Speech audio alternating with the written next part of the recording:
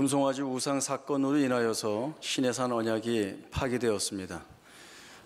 그러나 하나님께서 이스라엘 백성들을 용서하시고 자기 백성으로 삼으시겠다는 뜻에 따라 시내산 언약이 갱신되게 됩니다. 시내산 언약을 갱신하는 자리에서 하나님께서는 다시 한번 다른 신들에게 절하지 말라라고 하는 말씀을 강조하여 주십니다. 이 강조가 중요한 이유는 이스라엘 백성들이 하나님의 백성이라는 정체성과 그 지위와 신분은 하나님 안에서만 완성되기 때문에 그렇습니다. 이제 이스라엘 백성들은 가나안 땅을 정복하기 위하여서 전쟁도 해야 하고 또 전쟁한 후에 그 땅을 기업으로 취하여서 가나안에서 살아야 합니다. 그 안에는 만연되어 있는 가나안 우상 숭배 문화가 있었기 때문에 그 안에서 하나님을 유일한 하나님으로 인정하고 또 그 하나님의 말씀에 순종하여 나가고자 하는 그러한 다짐과 결심들이 대단히 요구받고 또 필요한 자리에 서 있습니다. 시내산 언약이 갱신되는 이 말씀 앞에 선 이스라엘 백성들은 자신들이 앞으로 치루어 나가야 하는 모든 일들이 하나님이 주신 말씀에서 근거가 되어야 하고 또 그 하나님이 주신 말씀이 답이 되어야 한다는 사실들을 알고 서야 합니다. 오늘도 우상에 관한 말씀을 주신 내용들이 이스라엘 백성들에게 말씀으로 어떻게 적용이 되어야 하는지 그리고 그 삶을 어떻게 바뀌어 나가야 하는지에 대한 내용들을 살펴보도록 하겠습니다. 가나안 정복 전쟁을 앞두고 있는 이스라엘 백성들이 가장 두려워할 것이 무엇이겠는가라고 생각할 때에 그것은 눈으로 확연히 비견되는 전력상의 차이일 것입니다. 가나안 땅에 살고 있는 많은 부족들은 이미 앞선 수준의 문화를 받아들인 가운데 있기 때문에 이스라엘 백성들과는 전혀 비교할 수 없는 강력한 군사력과 수준을 보유하고 있었습니다. 그에 비해 이스라엘 백성들은 스스로 말하기를 우리는 메뚜기 같다라고 이야기할 정도로 사실은 맞서 싸울 수 있는 것들이 전혀 없는 가운데 있습니다. 전쟁을 할 때에 목숨을 걸고 싸워도 이길까 말까 한 그러한 전쟁의 형편에서 전쟁을 하기도 전에 우리는 이길 수 없다라고 하는 절망감에 사로잡히면 사실 그 전쟁의 승패는 이미 결판이 난 것이나 다름이 없죠. 이스라엘 백성들은 할 수 없다라고 하는 자리에 서서 그들이 느끼게 되는 두려움과 공포를 느끼고 있습니다. 그러나 이스라엘 백성들이 이 전쟁을 앞두고 자신들의 눈에 비견되는 내용들 앞에서 두려워하거나 공포를 느낄 것이 아니라 하나님이 이 전쟁을 어떻게 보고 계시고 그리고 하나님께서 이 전쟁 가운데에서 어떤 전쟁을 일으키시며 그리고 그 승리의 대가를 자기 백성들에게 어떻게 부어주실까에 대한 말씀을 주셨을 때에 그 말씀 앞에 믿음을 가지고 서야 했습니다. 이 당시에 전쟁의 상황은 누가 말과 병거와 백성을 많이 보유하고 있는가로 1차적인 결판이 나는 때입니다. 말이라고 하는 것은 기마 부대의 능력을 의미하고 병거라고 하는 것은 그 시대 최고의 강력한 무기를 지니고 있다는 것을 의미하고 백성이라고 하는 것은 그 전쟁에 참여하는 군사의 수가 많다라고 하는 것들을 뜻합니다. 이 시대의 전쟁은 그래서 많으면 유리한 것이지 적어도 이길 수 있다. 적어도 이길 가능성이 있지 않겠느냐라고 하는 기대를 가지고 전쟁을 할 수 있는 때는 분명 아니었습니다. 그러나 그러한 시대의 전쟁의 형편 속에서도 하나님께서 자기 백성 이스라엘 백성들에게 주시는 말씀은 너는 말과 병거와 백성이 많다 할지라도 두려워하지 말라라고 하는 말씀이었습니다. 하나님이 주시는 이 말씀은 너희가 행하는 이 가나안 정복 전쟁은 세상의 전쟁이 아니라 사람의 전쟁이 아니라, 사람의 손에 있는 전쟁이 아니라 내가 나의 전쟁으로 삼고 있으며 내가 참여하여 싸우는 전쟁임을 선언하고 계시는 것입니다. 사람에게 속한 전쟁, 세상에 속한 전쟁이라고 한다면 말 그대로 누가 우월한 군사력을 지니고 있는가로 승패가 결론이 납니다. 그러나 하나님이 행하시는 전쟁이라고 한다면 그 양상은 분명히 달라집니다. 그와 같은 사례들은 이미 저희가 말씀을 통해서 보고 알고 있습니다. 이스라엘 백성들이 광야에서 아말렉 족속과 전쟁할 때에 어떻게 승리하였습니까? 그들이 직접 여호수아의 지휘 아래 나아가서 창과 칼과 화살을 들고 싸웠지만, 그러나 모세의 손이 올려 있을 때에 승기를 잡고 그 팔이 하루 종일 내려가지 않았을 때에 마침내 이긴 그러한 사례가 분명히 있습니다. 인간의 전쟁사에 그와 같은 방식의 전쟁은 없습니다. 하나님의 전쟁을 하시면 그런 양상으로 하신다는 것이죠. 그리고 여호수아가 가나안 땅에 들어가서 아모리 연합군과 전쟁을 할 때에 그날에 우박이 내려서 그 우박에 맞아 죽은 적군의 숫자가 더 많은 겁니다. 그래서 성경에 기록하기를 그날에 칼날에 죽은 자보다 우박에 맞아 죽은 적군이 더 많다라고 하는 기록도 있고, 또 같은 전쟁에서 여호수아가 하늘을 향하여서 손을 들어 기도할 때에 그 해와 달이 머물러 있었던 사례도 있습니다. 이러한 역사적인 증거들을 통하여서 전쟁이라고 하는 것은 분명 세상이 하는 전쟁, 사람이 하는 전쟁이 있지만 하나님이 자기의 전쟁으로 삼고 계시는 이상 그 전쟁은 사람의 손에 달려있는 것이 아니라 하나님께 있다라고 하는 사실들을 여실히 보여주시고 있습니다. 그래서 이스라엘 백성들은 자기들이 전쟁을 해야 하는 입장에 서 있을 때에 우리가 얼마나 많은 군사를 보유하고 있는가, 우리가 얼마나 강력한 좋은 무기를 지니고 있는가, 우리에게 어떤 작전과 전술이 필요한가에 매이기보다는 자기의 전쟁으로 삼고 나아가시는 하나님, 내가 너희를 앞설 테니 너희는 내 뒤를 따르라 하시는 그 말씀에 순종하고 믿음을 발휘하여서 그 전쟁에 참여해야 하는 것입니다.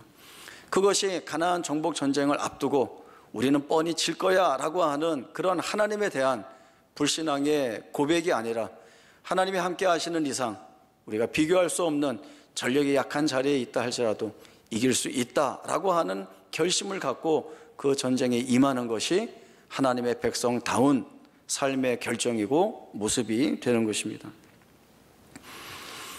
이스라엘 백성들이 가나안 땅 안에 들어가서 살 때에 그때의 고민거리는 무엇이었을까요? 그것은 풍요와 안전에 관한 내용이었을 것입니다.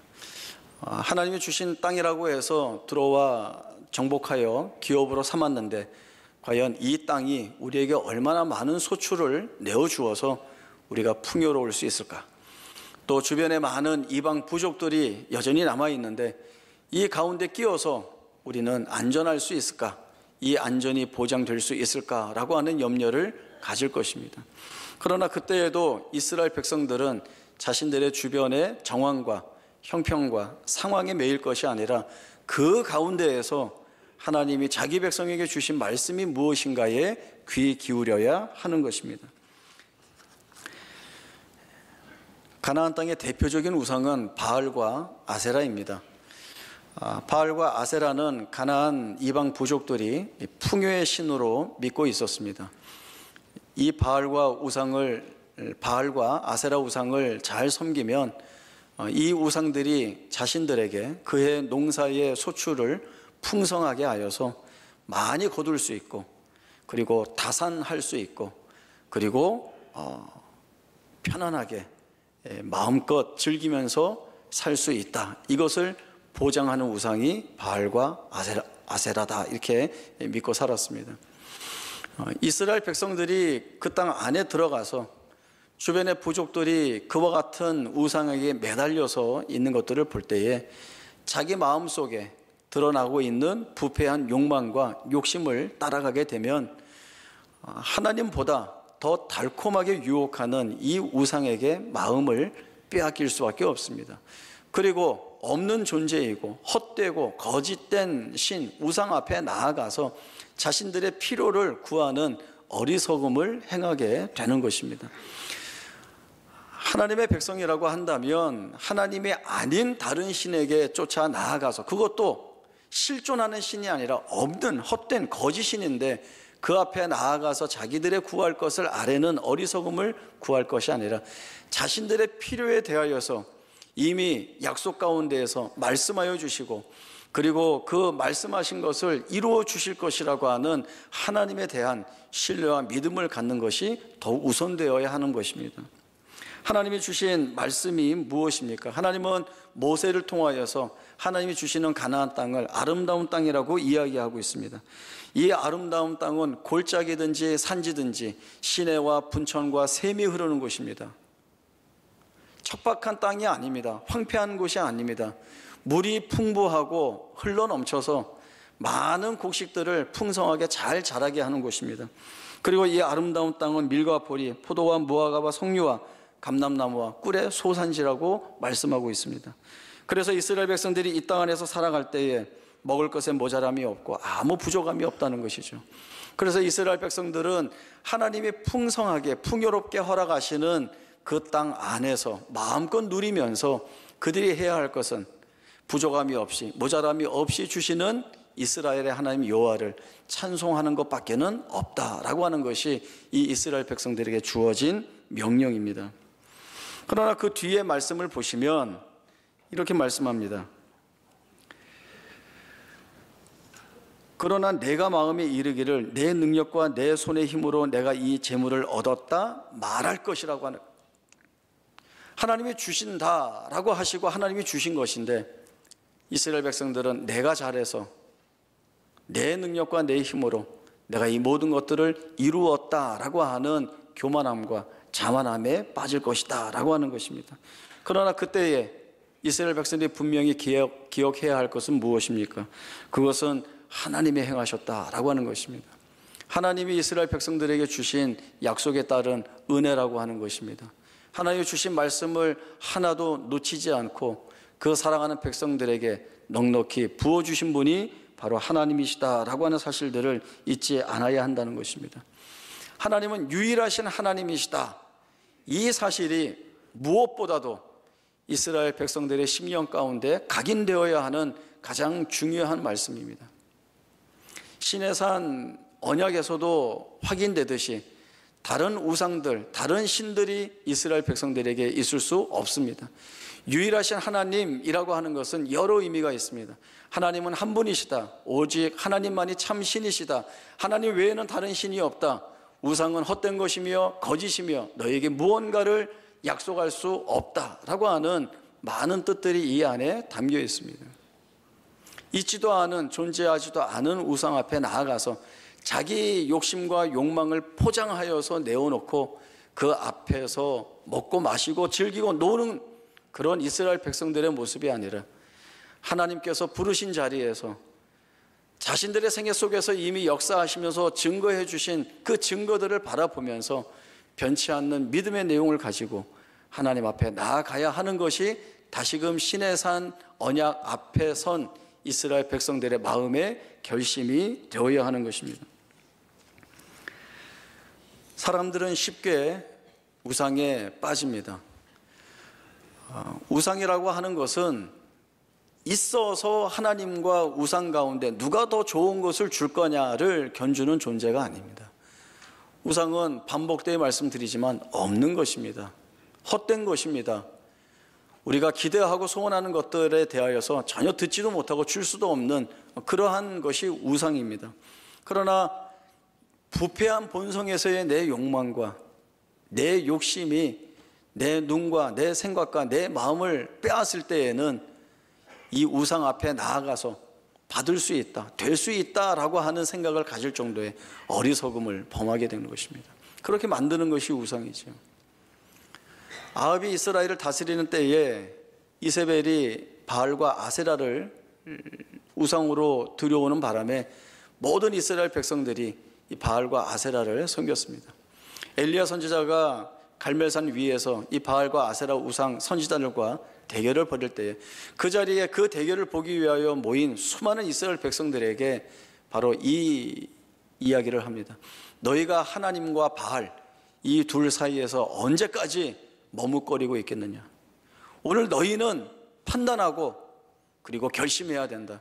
하나님이 참된 하나님이라면 하나님께로 돌아와야 하고, 만약에 너희가 보기에 바알이 참 하나님 같으면 바알에게로 가라라고 하는 것이었습니다. 이 말은 거짓된 우상을 쫓아가지 말고 참되신 하나님 앞으로 돌아오라라고 하는 선지자의 외침입니다. 그러나 이스라엘 백성들은 아무 대답도 하지 않았습니다.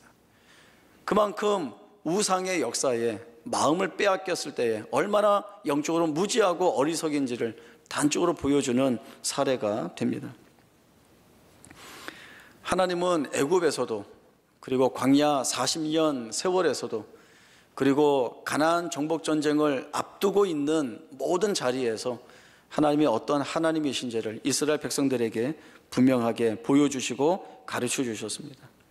하나님은 자기 백성을 놓치지 아니하시고, 그리고 그 백성에게 주신 언약을 이루시기 위하여서 모든 열심과 능력과 권세를 동원하여서 자기 백성을 지키고 보호하신다는 것입니다. 이스라엘 백성들이 자신들의 눈으로 볼 때에, 자신들의 생각으로 볼 때에, 판단할 때에 여기는 불리해, 여기는 불가능해, 이건 될 수 없어 라고 하는 그러한 조건과 한계 속에서도 하나님은 하나님의 일을 하신다는 것이죠. 그것이 하나님이 이스라엘 백성들 앞에서 분명하게 보여주시고자 하시는 내용입니다. 그것이 하나님의 전쟁에서도 확인되는 것이고, 그것이 그 땅을 풍요로운 땅으로 만들어서 자기 백성을 모자라지 않게, 부족하지 않게 인도하시는 하나님이신 것을 보여주신 것 안에서 충분히 확인되는 내용들입니다. 이스라엘 백성들은 신의 산 언약 갱신을 통하여서 하나님의 백성다운 책임을 요구받는 자리에 서 있습니다. 우리도 마찬가지입니다. 우리도 우리의 현실과 삶 속에서 살아나가면서 수없이 많이 부딪히게 되는 형편과 처지, 그 여러 가지 문제 안에서 하나님을 신뢰하고 그 하나님이 이루실 일들에 대한 약속을 가지고 그 하나님 앞에 설 것인가, 아니면 하나님보다 더 달콤한 말을 우리에게 내어주고 또 내가 할 수 있다라고 하는 그러한 가능성을 지니고 우리에게 찾아오는 여러 우상들에게 마음을 빼앗길 것인가, 우리의 결단과 결심을 요구받는 자리에 우리가 서 있습니다. 세상에는 우상들이 많이 있습니다. 하나님의 자리를 대신하고자 하는 우상들이 많이 있습니다. 그 우상들을 보통 우리가 돈이요, 권력이요, 쾌락이라고 이야기를 합니다. 그러나 아주 본질적인 의미에서의 우상이라고 하는 개념은 하나님이 없이 하나님 배제된 가운데에서 내 삶에서 논하고 있는 모든 것들이 다 우상이 되는 것입니다. 우리가 자녀들을 사랑하지요. 그러나 그 자녀들을 하나님과 상관없이 그저 세상에서 성공시켜서 잘 먹고 잘 살게 하는 것이 목적이라고 한다면 그것이 우상이 됩니다. 내가 돈을 버는데 이 돈을 하나님과 상관없이 벌어서 쓰는 것이라고 한다면 그 돈이 우상이 되는 것입니다. 또 내가 누구를 사랑하는데 하나님의 마음으로 사랑하는 것이 아니라 나의 일방적인 사랑이라고 한다면 그 사랑조차도 우상이 될 수 있는 것입니다. 이스라엘 백성들이 광야에서 먹을 것이 없을 때 하나님이 하늘에서 만나를 내려주십니다. 하늘에서 먹을 것이 내린다는 것은 그것이 기적입니다. 이스라엘 백성들은 40년 동안 매일같이 내리는 만나를 통하여서 매일같이 기적을 경험한 셈입니다. 그러나 이 기적이 매일 이어지다 보니까 일상이 되어서 기적이 기적같이 여겨지지 않았습니다. 그리고 하나님께서 먹이시는 이 만나를 은혜의 양식으로 여기지 않는 자리에 가죠. 이스라엘 백성들은 이 만나를 하찮은 음식이라고 표현을 했습니다.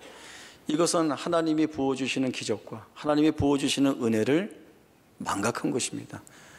하나님의 기적과 은혜를 망각했다라고 하는 것은 하나님을 놓쳤다는 뜻입니다.